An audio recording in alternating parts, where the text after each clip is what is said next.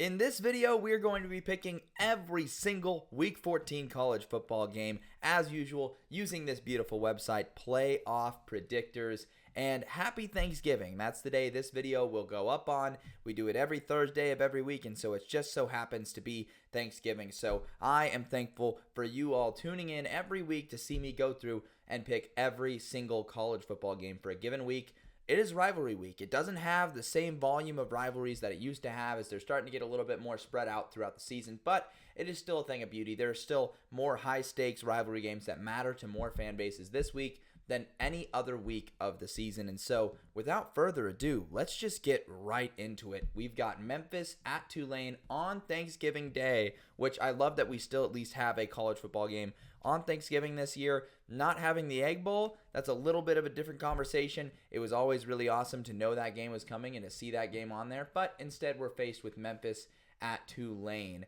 In this game, a battle between two 9-2 American Conference contenders. Tulane has already punched their ticket to the conference title game, though.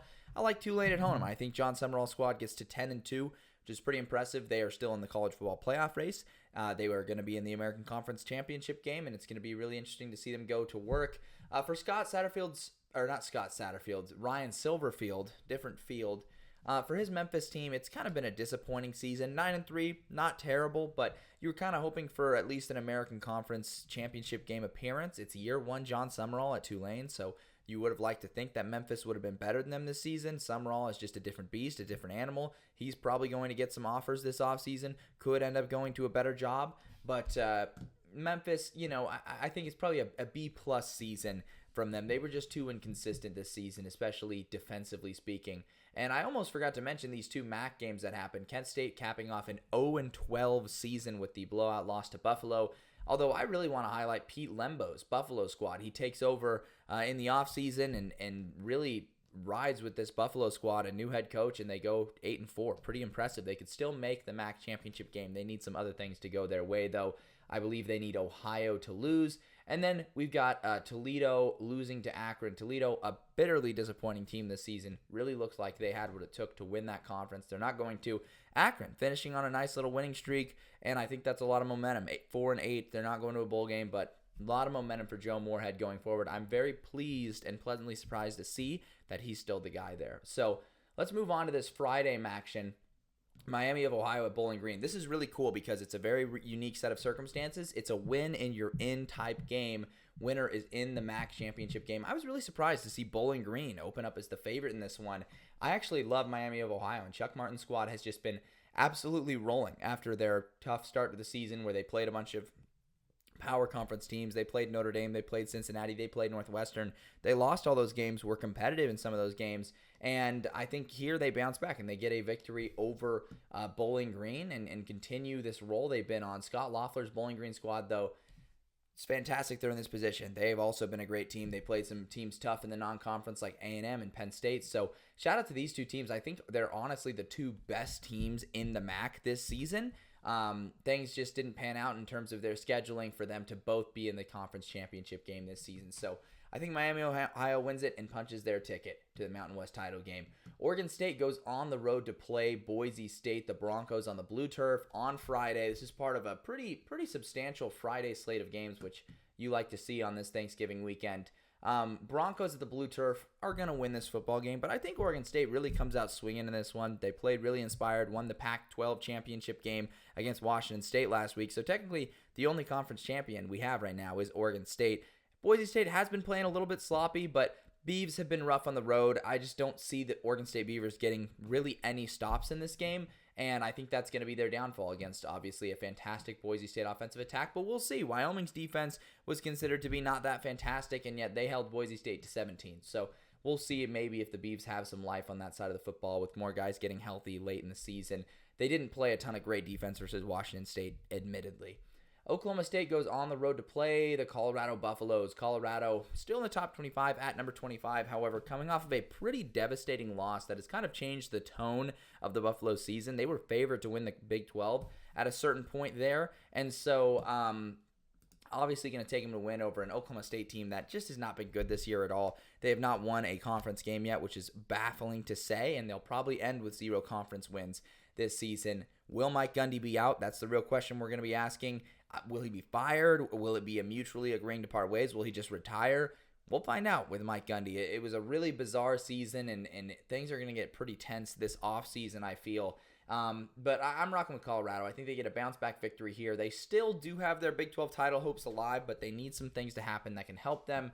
But that's a start for them getting the bounce-back victory there. Navy goes on the road to play East Carolina. East Carolina on a 4-game winning streak here toward the end of the season with an interim head coach who was just named their new head coach of the future. So that's a pretty big boost for them. They're favored in this game against a Navy team that has been sputtering over the last couple of weeks.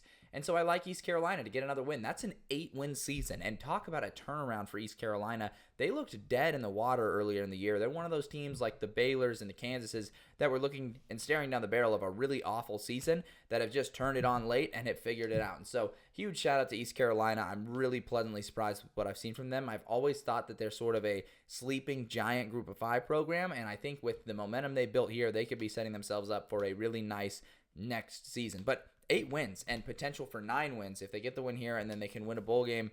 That's a really good year for East Carolina, especially considering the 2-10 season they had last year. So things quickly turning from a nightmare to a bit of a dream season for the Pirates. So shout out to them. And then kind of the inverse for Navy. They were undefeated earlier in the year, but they've kind of been in a spiral ever since that Notre Dame loss hit them. So we got Ball State on the road versus Ohio. Ohio in a win and you're in situation as well. And I don't think they're going to fold against a Ball State team that has fired their head coach. They have an interim currently, as a lot of teams do at this point in the season with all those firings that have happened over the last couple of weekends. So I like Ohio. I like Tim Alvin's squad to get the victory and punch their ticket to a MAC title game, which is absolutely bananas that Alvin was able to do this in what was supposed to be a transition year for this team. They were among the bottom of the country in returning production, and they're going to go and get this win, and that's going to put them in a really good spot. Minnesota at Wisconsin, definitely an underrated rivalry game here, and I think that no matter what the external circumstances are, there's always going to be pretty high stakes in this one because Minnesota is at 6-5, Wisconsin's at 5-6. Neither are going to be playing for a Big Ten title. Neither have any playoff implications, but it's just still a big battle between a couple of guys that do not like each other. Minnesota has been playing like a better team. Wisconsin's had the chokehold on this rivalry recently, but I like Minnesota to get the job done on the road and get a big-time victory. That's going to mean a lot to their fans and for their season. And at 7-5 even, I think people are going to consider this season to be a great success if they can beat Wisconsin. And I think the tone of the season can greatly change the other direction if they lose this game. 6-6 and oh, we didn't get that axe from Wisconsin. So I think either way, interesting storylines to come from this one. We've got Utah State goes on the road to play Colorado State. The Rams are a team that had the inside track to the Mountain West title game, just lose in a really tough game to Fresno State last week where they were kind of manhandled, and now they're going to need a little bit of help. They need to win, and they need to have UNLV fall as well. Utah State, though, has weirdly been playing very nicely down the stretch here. I believe they're on a nice 2-game winning streak now after beating San Diego State and Hawaii. So kind of a new storyline that has emerged late here is the Aggies playing well. And I thought they had the talent to play this well. Colorado State, I think, playing a little worse right now. I'm not sure what the spread is in this game, so I'm not sure how outrageous of an upset pick this is. But I'm going to pick a Utah State team that I've seen just absolutely rolling over the last couple of weeks versus a Colorado State team that I do think is a little worse than their record indicates at this point in the season. So I'm rocking with the Aggies in that one. And Utah State, I see you. I see what's happened late in the season for them. Liberty goes on the road to play Sam Houston. Sam Houston's had the fun, great season. If Sam Houston wins this game, they need a little bit of help to get into this USA title game. If Liberty wins it, they're in. I think we're not going to having any of those conversations because I think Liberty's going to get it done. Sam Houston was a really fun story early on. They're going to drop some tough games here, but still finish with a really impressive record for their second season as an FBS program, and I think that's something to hang their hat on and a lot to build off of going forward for this program. But for Liberty, getting back to the CUSA title game, despite how dreary and drab things looked at a certain point in the season, I think is a huge plus for this team and would still be looked at as a successful season if they can still squeeze a conference title out of it. So I think Jamie Chadwell is finally making things click for this team. They got a nice win over Western Kentucky, a week or so ago, and that was a good one. They'll match up against Jacksonville State in all likelihood with the win here at Jacksonville State has already punch their ticket in. So it is Jacksonville State. We've got the Egg Bowl still on the Friday games here. Mississippi State at Ole Miss. I think Mississippi State will show up inspired. They might get to a hot start somehow. They've played some good teams really close this year. I just think Ole Miss is winning this game. They're a much more talented team. However, maybe there's a chance this locker room's a little dejected. They just took another tough loss. They're out of the playoff hunt pretty much. Maybe we see a team that's a little less motivated, and we see a Mississippi State team that can come out and, sling the rock that killed Goliath. We'll see in the Egg Bowl. The Egg Bowl usually puts out a lot of classics, so I wouldn't put it past it. Texas State goes on the road to play South Alabama. The Bobcats have been a pretty disappointing team this season. They've dropped some games I really think they shouldn't have dropped. Last week was the jarring loss that they took as well to Georgia State. That one really came out of nowhere, and for that reason, I'm going to rock with a team that's been red hot towards the end of the season. South Alabama, they've just been a really good team. Major Applewhite squad has really discovered a lot, and I like them to take out Texas State in this Sun Belt battle here. With no real title or crazy implications, but still an interesting game there. Stanford goes on the road to play San Jose State. San Jose State at 6-5 at this point in the season. They've already made a bowl game, but now an opportunity to get a nice win over Stanford, a in-state team that they don't get a crack at very often. They'd love to just beat the big brother like that, but Stanford is a team that has been playing really good football over the last couple of weeks. They beat Louisville. They just lose and choke a lead to Cal. They've had a few spurts where they've flashed their talent and their potential this year. I think they get the victory here against San Jose State and cap off their season with a nice win, but I still believe this is a 4-8, either 4-8 or 5-7 finish for Stanford this season, looking to continue to build in the right direction, which I think they are, and they're showing the flashes of greatness. They just have to keep those talented players on the roster, keep things congealed, and see if they can make a run at things in the ACC next season. Georgia Tech at Georgia. We got another late rivalry game, couple of these ones that will be late on Friday, although I'm not saying Utah-UCF is a rivalry game. It is not. Georgia Tech, I think, has a shot in this football game, and it's because it's not the typical Georgia team. We've seen them look vulnerable at multiple times this season. But what I will say is this is a Georgia team with their backs against the wall in a must-win scenario. And we can trust this staff to have this team ready. We can trust this team to be ready. And I think they'll beat Georgia Tech in a rivalry. However, we did see Georgia Tech make things a little closer last season with this squad. So who knows? Maybe they do that again. But I still like the Bulldogs overall. Nebraska on the road versus Iowa. Iowa and Nebraska do not like each other. The whole season comes down to this game for these two, and it's another one where there's not a ton of external circumstances that really matter. It's just about this game on Friday. It's the beauty of rivalry week. I think Iowa's playing really well right now. They're finally starting to get some of their guys back, get a little bit more healthy. Nebraska obviously just lit up the scoreboard last game, really exploded. Iowa fulfills his promise. They're going to a bowl game, but I don't think they can beat Iowa on the road and overcome what has been a really pleasantly surprising offensive attack for Iowa, and obviously a fantastic defense. Utah goes on the road to play Central Florida.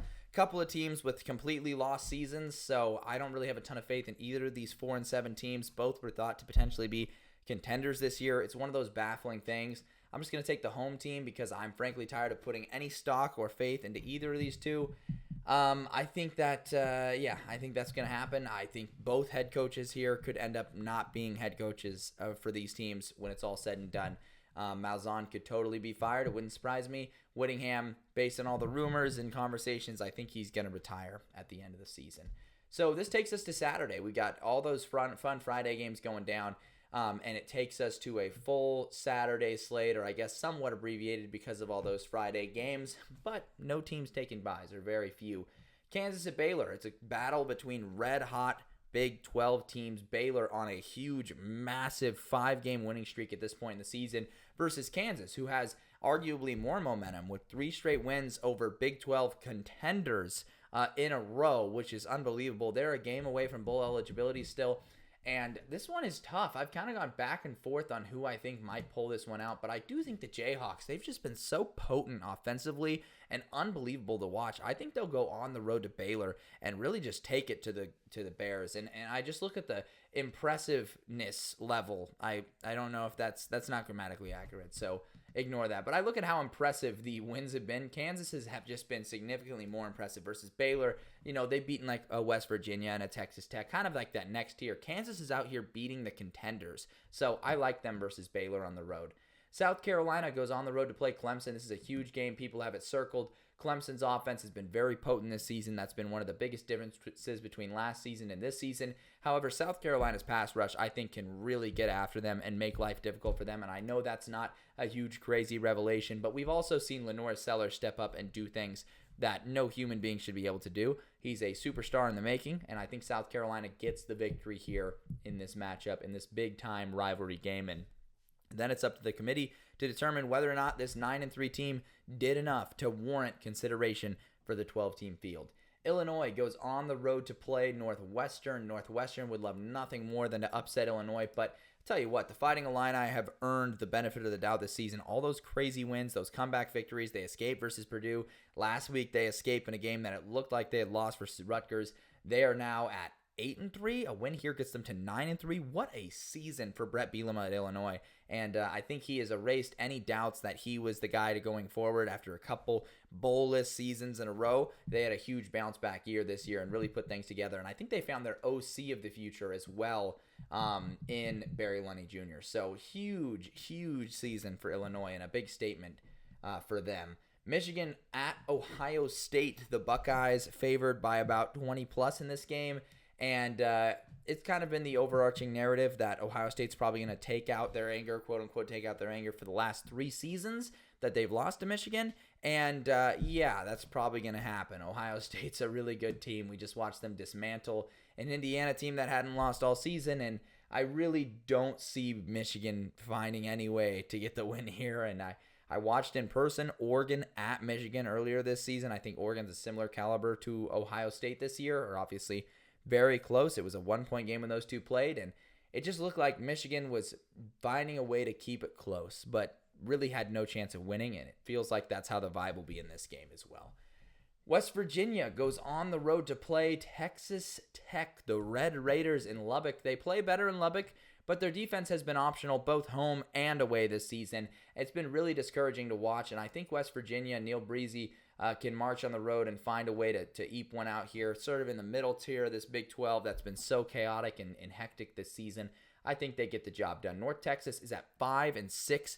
They still need a win to get to a bowl game after it looked like a bowl game was a slam dunk. They were thinking maybe American Conference title game hopes early in the season. Things have really fallen apart. Temple's been a little scrappy, but I think North Texas gets it done. And for Eric Morris, I guess it's a step in the right direction, but certainly not how you hoped this season would pan out, especially after their fast, fun start at the beginning of the season. Louisville, Kentucky is a game that, yes, Louisville is 7-4, Kentucky's 4-7. A couple teams that have had disappointing seasons. They still hate each other. This ranks really highly on like my rivalry games I'm looking forward to this weekend. I think it's going to be a blast. I think it's going to be really fun. I like Louisville to get the job done and finally get that thing back. They're going to remember that game last year that they just choked toward the end versus Kentucky. I like Louisville in this game. Kentucky has benched Brock Vandegrift. They're going to be starting the freshman in this game. We'll see how he performs. Maybe he's a superstar in the making, and they can beat Louisville. But I really like how the Louisville defense has been playing down the stretch here. There's that one blip versus Stanford, but outside of that, they've been really effective. So I think they'll step up, and I think they will finally be able to take out Kentucky. Louisiana goes on the road to play UL Monroe, which is an interesting game because I think ULM typically has no shot in this game, but this year they actually do. It's just unfortunate for them that this is one of the best Louisiana teams we've seen in quite some time. So I think Louisiana gets the dub here. Some people are talking about potential playoff buzz Louisiana still might have. It still could be there. They need a ton to go in their direction and a ton of crazy chaos. But at the very least, I think they will win this rivalry game. They're already in the Sun Belt championship game, and this will just solidify their record at 10-2 on the season. UConn at UMass is a battle between the independent schools in the Northeast, and I think UConn's going to dominate this game. They've been a little bit uneven on the road this season, but they showed up against Syracuse last week on the road and really performed well. So I think they'll do the same versus UMass. I think that they'll be in a good spot here and really just blow the doors off a UMass team that does not have a head coach. They did play well against Georgia for about a half of football last week, which was interesting to see, but I don't know, man. I don't see them replicating that type of an early, fast start. I think UConn steps up and wins this ball game here. I'm aware of the noise around UMass, though. We've got UTSA on the road versus Army. UTSA, another one of those fun stories of a team that has turned it around lately. So Army's got to be careful here. They could certainly lose this game to the Roadrunners, who are pretty red hot. But I'm going to continue to put my faith in Army, who's still undefeated in American Conference play, their first season in the American. And I think they win it. I think they win this game and put themselves in the American Conference title game. They're already there. However, they'll play Tulane. They'll play Tulane. If they beat Tulane, they'll have a game versus Navy, and they'll be in a really good spot to make that 12-team field, especially if we get like a Boise State upset loss. UNLV is sort of threatening as well from the Mountain West, so they might need a little bit more parity than that to make it happen, but I think Army's in a really good spot. Tennessee goes on the road to play Vanderbilt. Vanderbilt has a real chance to get a crack at Tennessee here, and their teams have been not good over the past couple of seasons. They have a really good team. They've already clinched a bowl game. They're playing with house money here against the Volunteers, who have been pretty inconsistent, and Nico's been disappointing in a lot of games this season, but I do think Tennessee puts it together. I think they get up for this game, and I think they beat Vandy, but do not sleep on the Commodores in this game. I really think they have an opportunity to do something here, and there's been a lot of those games this season where a lot of people are going the other way, and Vandy still finds a way to win just because of their character, their X factor, whatever you want to call it. It's something that Vandy has had this year, and it's something you can't coach, but it's been really cool to watch with the Commodores, a resurgent season for them. And so it's 6-6, a lot to build off of, especially with some nice conference wins in there. Duke goes on the road to play Wake Forest. This one's technically a rivalry game, but never one that I really thought of as being super passionate or super crazy.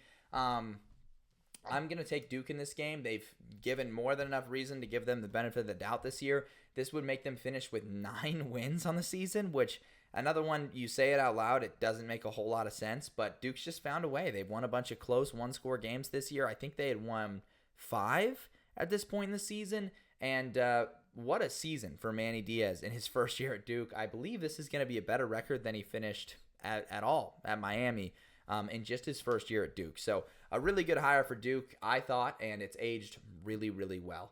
Eastern Michigan at Western Michigan. This is a battle. Winner gets into a bowl game. Eastern Michigan has sort of floundered down the stretch here. They're coming off a pretty tough loss to Buffalo. Western Michigan was in a really good spot under Lance Taylor to be in the MAC title game potentially with a fast start in conference play, but it's sort of fallen apart down the stretch here. I'm going to take Eastern Michigan, get the road victory here, punch their ticket to a bowl game, get the rivalry victory.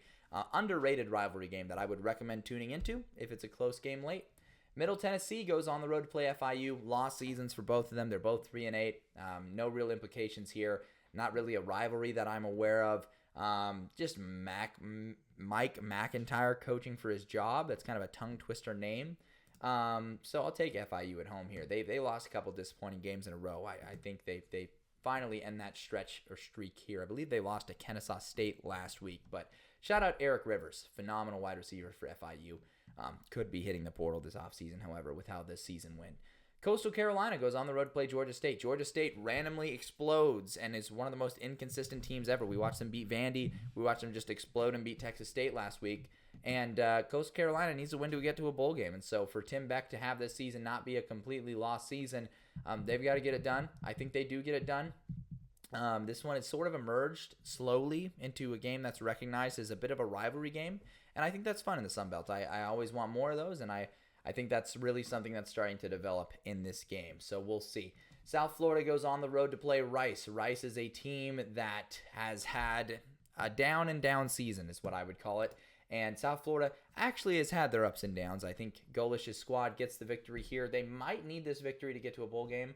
I'm wrong. They don't. They're 6-5 already. So this win would get them to 7-5 on the season and wrap up what was ultimately, I think, a positive season for South Florida. They continue to move in the right direction long term. They just got to focus on retaining Alex Golish.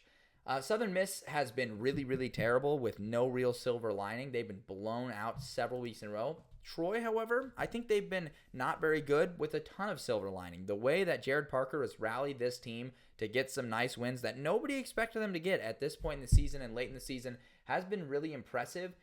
With this win, I just want to double check so I'm being as accurate as possible, trying to find Troy. I believe this win gets them to 4-8, so it would not get them to bowl eligibility, which I guess they're not that close to. But they did win a couple nice games late in the season that I think can really change the tone of Jared Parker's first year. Old Dominion goes on the road to play Arkansas State. The Red Wolves have really been surging late in the season, and I think Butch Jones' squad keeps it rolling against an Old Dominion team that really just could never get their footing this year. It felt like there was a couple times in the season where you felt like they were playing really good football, but at the end of the day, I think this team had a lot more potential than what they actually put out in the field. Arkansas State, meanwhile, they really met their potential with a lot of good young players, and I think they get a win here that would cap off an 8-win regular season.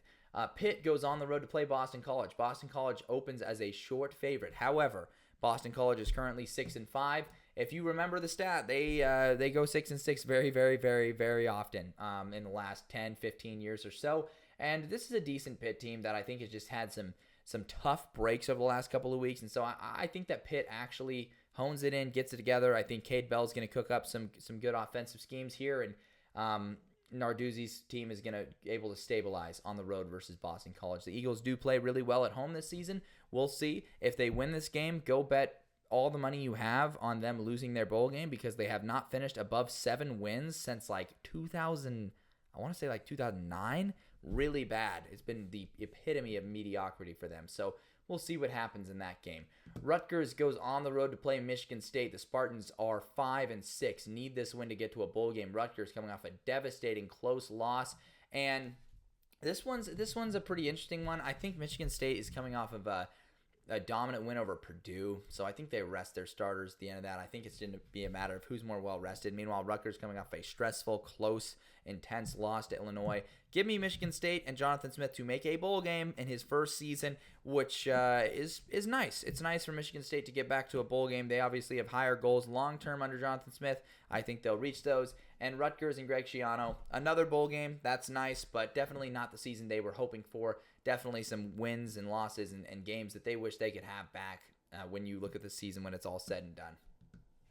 Arkansas against Missouri, a game they've been trying to make a rivalry game. I would call it a rivalry game, but again, it feels maybe a little forced, but still a fun competitive battle here. Arkansas would love to put a cherry on top of this season, but Missouri's getting healthy. They're at home. I think they get the win. I think they finish at 9-3, and they're going to be one of the worst 9-3, especially one of the worst SEC teams that are 9-3 that I remember in a long time. Central Michigan goes on the road to play NIU. NIU should get the win here. Jim McElwain stepping away from coaching, announcing his retirement. So Central Michigan going to be operating with an interim head coach. And I think NIU gets the nice home victory here to at least end their season on a positive note and get to 7-5. There were some tough losses in the middle there. They certainly wished they could have contended in the MAC a little better this year, but still 7-5 is a solid season for NIU. We'll see if they end up in the Mountain West eventually. I know some of you have heard those crazy rumors about NIU and Toledo and potentially the Mountain West. We'll see where those conversations go. Maryland goes on the road to play Penn State. I think Penn State wins it. Maryland's been a very disappointing team this season. They did not accomplish a lot of their goals. Mike Locksley, hot seat talk is something I've been sort of kind of hearing. I don't necessarily buy that. I think he's their guy. I think they'll keep him and continue to build because he's been pretty consistent for the most part. It's just been kind of a bizarro disaster season for them and a season that we knew was going to be a transition year. But Penn State going to get to 11-1. I think this clinches them, obviously, a playoff spot. They are in with a win here.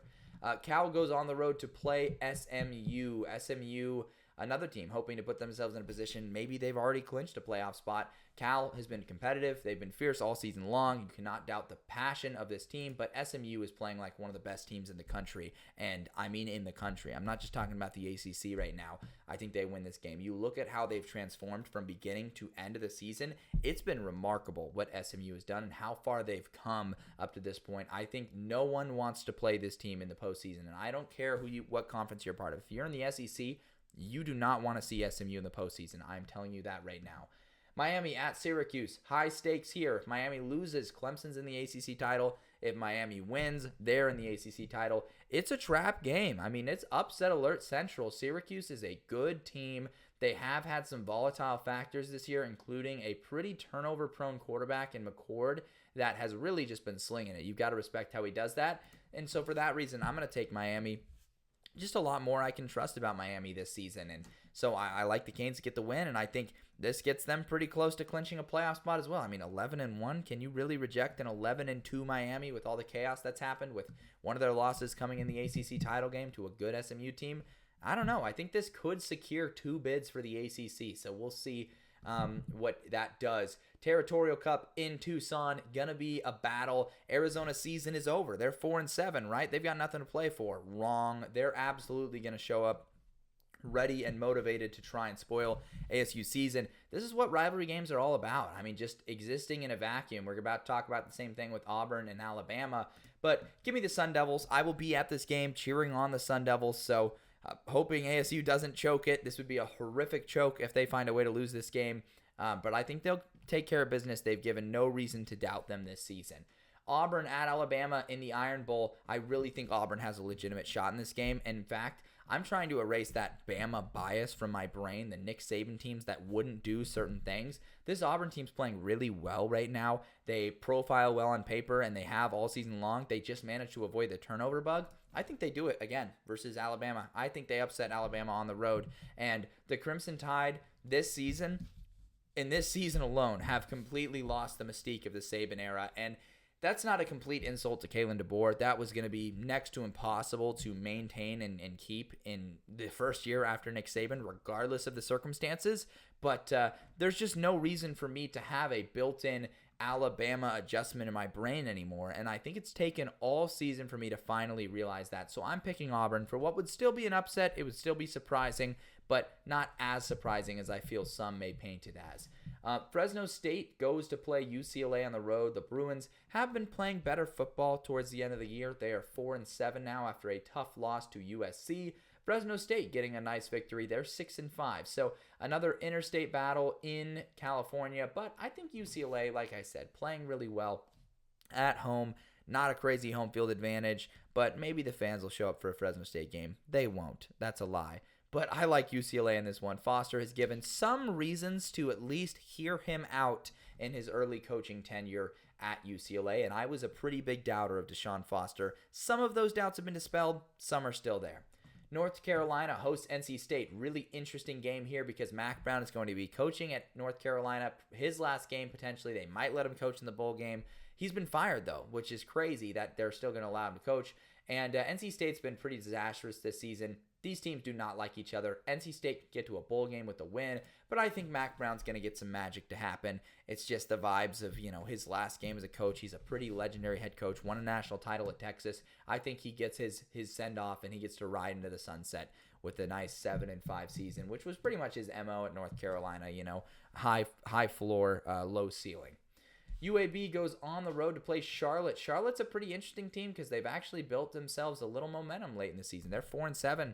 They won a game after firing Biff Poggi. It's UAB, who hasn't been good either, but has actually found a way to win a couple late. I like Charlotte in this one, and that gets Charlotte to 5-7. So keep an eye out for if they make a bowl game. I'm not sure how many bowl slots are filled or if any 5-7 teams will make it this year based on whoever goes 6-6 above them. But for Charlotte, 5-7. Interesting. This could be a case where they hire internally to try and keep their players in this roster together if they think it's good, or they might just blow it up and just be done with the Biff Poggi thing and try to move on and start a new era.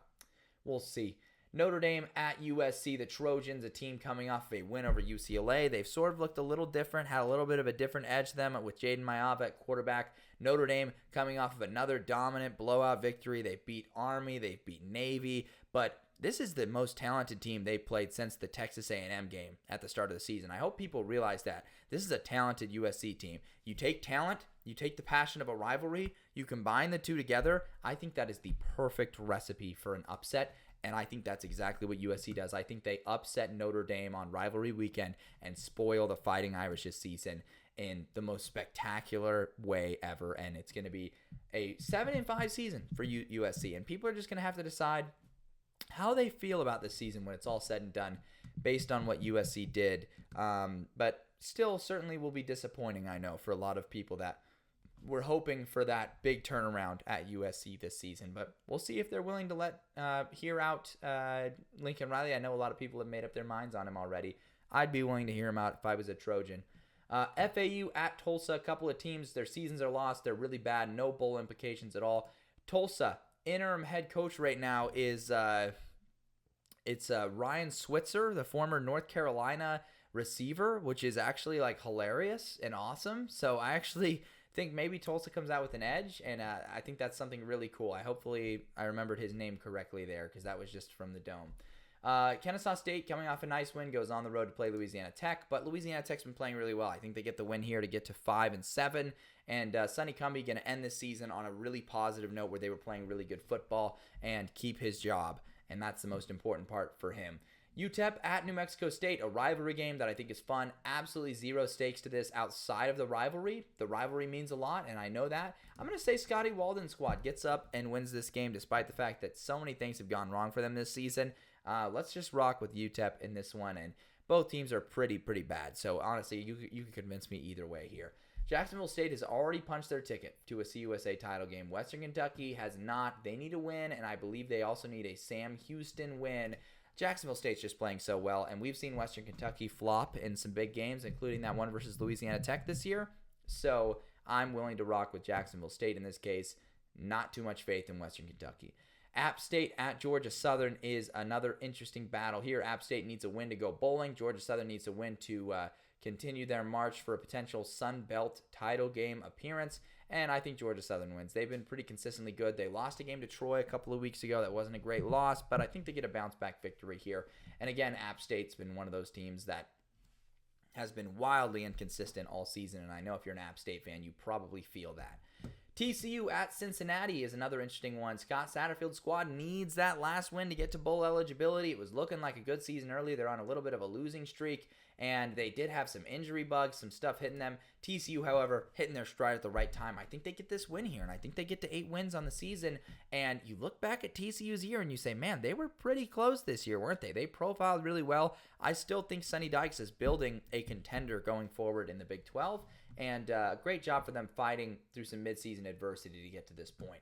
Washington State hosts Wyoming. They should stop the bleeding here against a Cowboys team that is playing better football toward the end of the year, but still hasn't been getting the wins. Washington State, I think, ends the skid, gets back on their feet, and 9-3 is nothing to be ashamed of. They'll probably go to a bowl game with an opportunity to get to that 10th win on the season.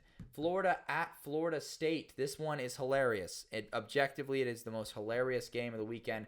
Florida's on a roll. They're 6-5. They've had back-to-back ranked wins. They can win this one to get to 7-5, maybe push for that 8th win of the season in a bowl game against a 2-9 Florida State. Everything has gone wrong. Everything is a disaster for the Noles. And do they stop the bleeding? Do they somehow find a way to beat their rivals in what would be a hilarious matchup? I say no. I say Florida wins. There's a lot to trust about this team. I think Napier also building a contender going forward, and looking through a 2025 lens, it really makes the excitement build for a team like this and a program headed in this direction. Purdue on the road versus Indiana. An example of a team that has had everything go wrong, a team that has had mostly everything go right. Indiana gets humbled versus Ohio State. They'll be ready. They'll be wired. I think they beat Purdue, and they beat them handily in this one, and I know that's not a hot take at all. Oklahoma at LSU, another interesting battle. Oklahoma getting some momentum with that win over Alabama. LSU has certainly lost some of their momentum from early on in the season. They're at 7-4 now, so this one, does Oklahoma continue to play well and make it happen? I don't know. I just don't feel like LSU is going to flop like that, especially at home. I know they flopped against Alabama a couple of weeks ago. This is college football. We're seeing many versions of these teams. Just feels like that Oklahoma win over Bama was sort of lightning in a bottle at home, just putting it all together, and Alabama having everything go wrong for them in a given night. I like LSU to find ways to make some things happen against this Oklahoma defense and sort of flip the script and not allow that same thing to happen.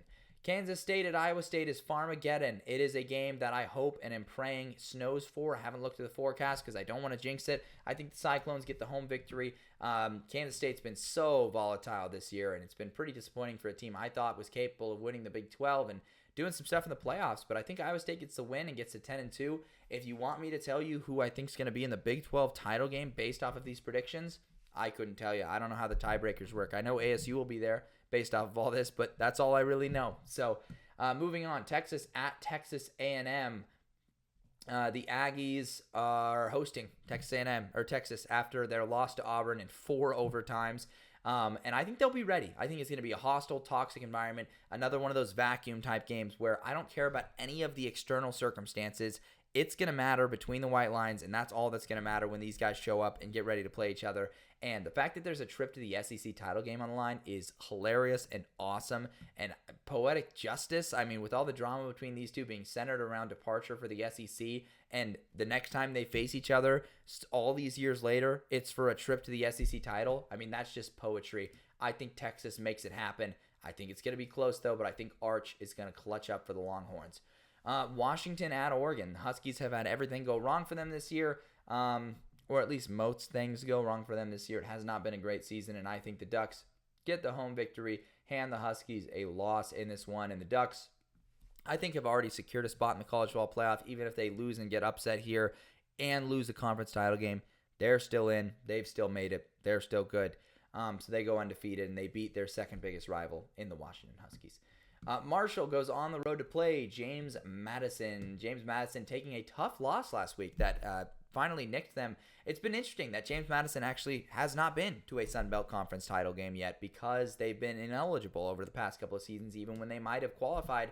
Marshall's been really cool to watch sort of surge, and Charles Huff's squad has been a really pleasant surprise. I think they beat James Madison in this game, and I think they find a way to make it happen on the road, and I think we'll be looking at a Marshall team that is in the Sun Belt title game versus Louisiana.